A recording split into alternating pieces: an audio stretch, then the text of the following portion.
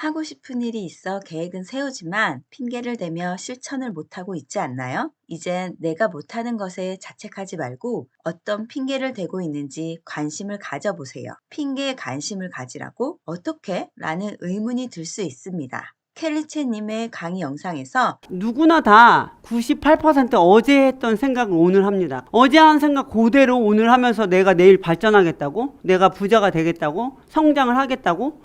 어렵습니다. 어려워. 어제 한 생각에 전환을 해야 돼요. 내가 다른 생각을 해야 돼, 오늘은. 그럴 때 독서가 생각의 전환. 독서가 생각의 전환을 하는 매개체 역할을 한다는 거죠. 우리가 매일 비슷한 핑계를 대고 있습니다. 내가 못하는 이유만 생각한다면 더 이상 발전은 없습니다. 이 핑계를 성공의 길로 갈 수 있게 생각의 전환을 도와줄 수 있는 책이 있습니다. 평범한 사람이 슈퍼노멀의 생각을 장착할 수 있게 도와주는 이 책을 통해 그 방법을 알아보도록 하겠습니다. 1단계 돌연변이를 발견해라. 아니 핑계 이야기 하다가 갑자기 웬 돌연변이야? 나 잘못 들은 거야? 제대로 들은 거 맞습니다. 우리가 늘 하는 핑계에도 불구하고 성공하는 사람들이 있습니다. 불운에 휩싸인 최악의 상황에서도 누군가는 결과를 만들어냅니다. 그런 이들을 저는 돌연변이라고 부릅니다. 예를 들어 번화가가 아닌 외진 곳에서 장사를 하시는 분이라면 우리 가게는 외진 곳이라서 장사가 안 된다고 핑계를 댈 수 있습니다.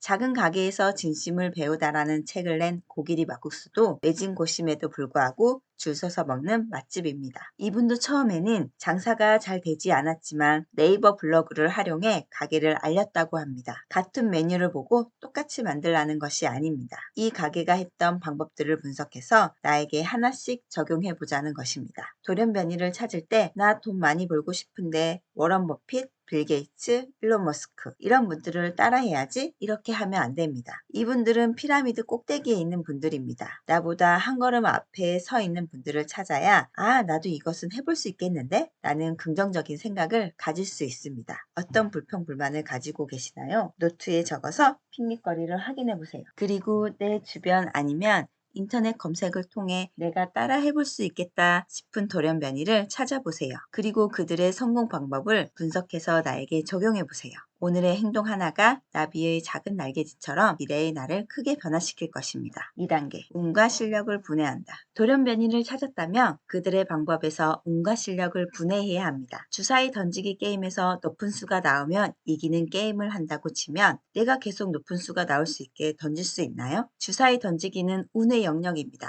집에서 주사위를 계속 던져도 높은 수가 나올 수 있게 실력을 키우기는 어렵습니다. 어린아이와 줄다리기를 한다고 하면 어떤가요? 이건 나의 힘이 충분히 세기 때문에 아이를 이길 수도 있고 일부러 져줄 수도 있습니다. 이것이 실력의 영역입니다. 이 책에서 언급하기를 일부러 패할 수 있다면 실력의 영역, 일부러 피할 수 없다면 운의 영역이라고 말합니다. 그런데 우리가 하는 작업에는 운과 실력이 섞여 있습니다. 내가 유튜브를 한다고 하면 사람들이 좋아할 만한 주제를 정해서 썸네일을 만들고 제목을 짓습니다. 원고를 작성해서 영상을 찍거나 녹음을 해서 편집 후 영상을 올립니다. 여기서부터 운의 영역이 침범합니다. 유튜브가 내 영상을 노출시켜줄 확률은, 사람들이 내 썸네일을 클릭할 확률은, 내 영상을 보고 좋아해줄 확률은 전혀 예측할 수 없고 나의 노력만으로는 확률을 높일 수는 없습니다. 다만 썸네일에 사람들이 후킹할 포인트를 만들거나 영상 편집을 빠르게 하는 것은 나의 실력 문제이기 때문에 능력을 키울 수는 있습니다.